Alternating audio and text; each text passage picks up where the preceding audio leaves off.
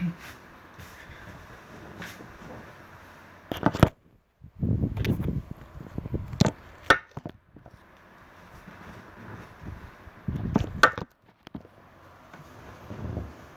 saya Febrialdo Ida Fadila. Saya akan menjelaskan bab 1 dari buku Manajemen PR dan Media Komunikasi buatan Rusadi Ruslan. Isi dari bab itu sendiri adalah tentang manajemen dan public relation. Baik, masuk ke bahasan yang pertama. George R. Terry pada tahun 1972 mendefinisikan manajemen sebagai sebuah proses yang khas dan terdiri dari tindakan-tindakan seperti perencanaan, pengorganisasian, pengaktifan, dan sarana-sarana yang telah ditetapkan melalui pemanfaatan sumber daya manusia dan sumber-sumber lainnya.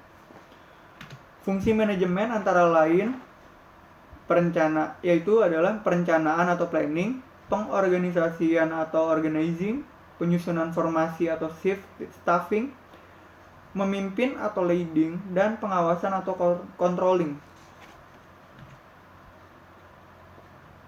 Adapun segi komunikasi dalam organisasi terdapat dua unsur perannya.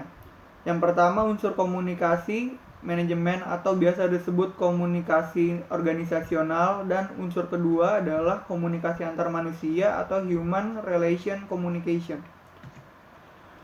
Dalam strategi komunikasi, humas atau PR perlu memahami bahwa aktivitas penyelenggaraan penyampaian pesan melalui komunikasi dua arah timbal balik antara lembaga atau organisasi yang mewakilinya dengan publik sasarannya dan bertujuan untuk menciptakan rasa saling pengertian, menghargai, mempercayai, serta toleran.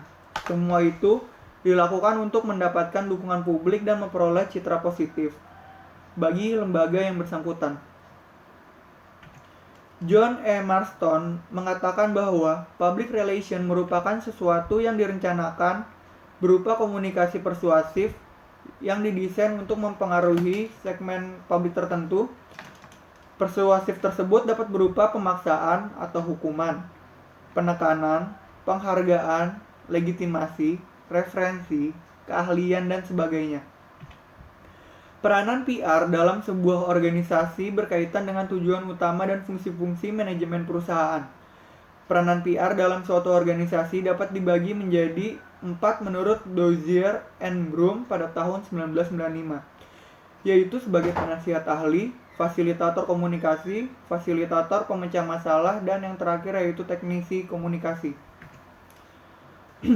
Keberhasilan peran public relation dalam menunjang fungsi-fungsi manajemen perusahaan untuk mencapai tujuan bersama tergantung kepada kemampuan memanfaatkan unsur-unsur sumber daya yang biasa disebut 6M, yaitu man atau manusia, material atau bahan baku, machine atau mesin, money atau duit, method atau metode yang digunakan, dan yang terakhir adalah market atau pasar.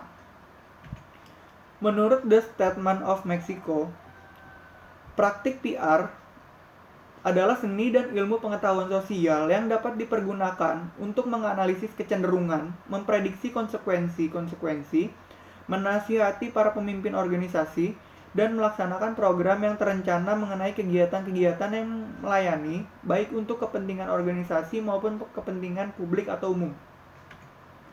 Sedangkan fungsi PR menurut pakar humas internasional Gottlieb Center and Canfield pada tahun 1982 antara lain adalah sebagai berikut. Yang pertama adalah menunjang aktivitas utama manajemen dalam mencapai tujuan bersama. Lalu ada membina hubungan yang harmonis antara badan atau organisasi dengan publiknya yang merupakan halayak sasaran.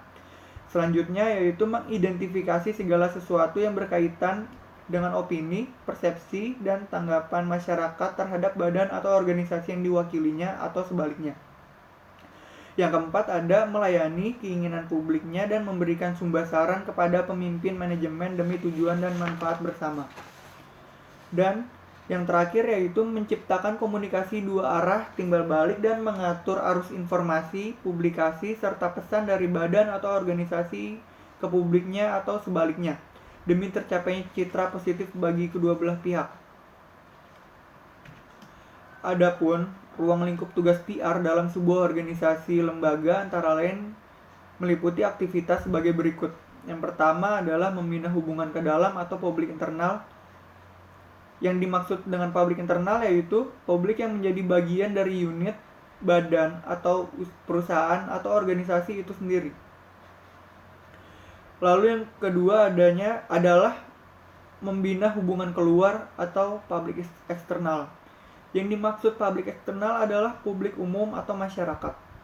Mengusahakan tumbuhnya sikap dan gambaran publik yang positif terhadap lembaga yang diwakilinya.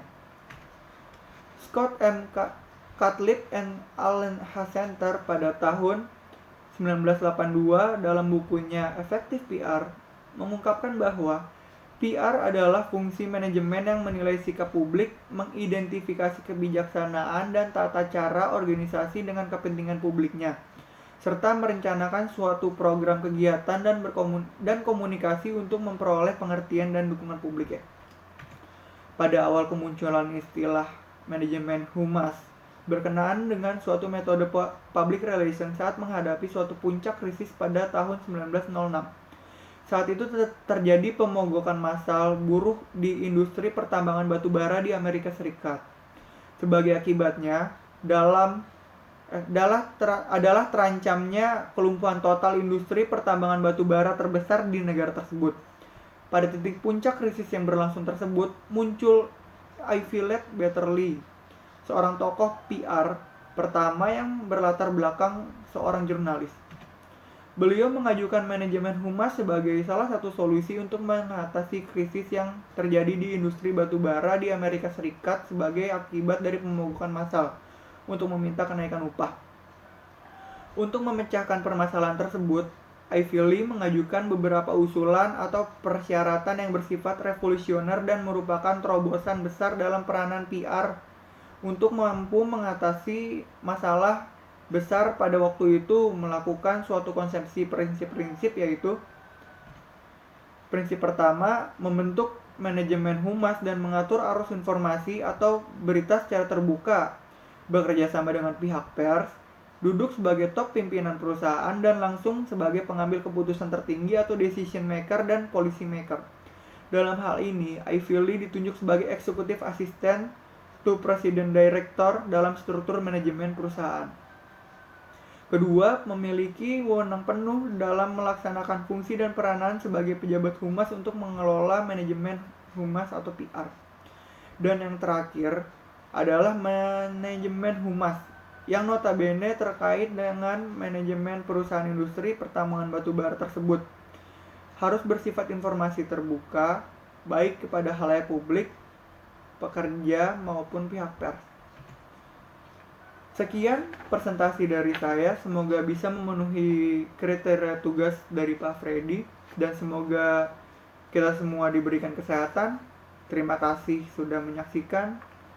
Assalamualaikum warahmatullahi wabarakatuh.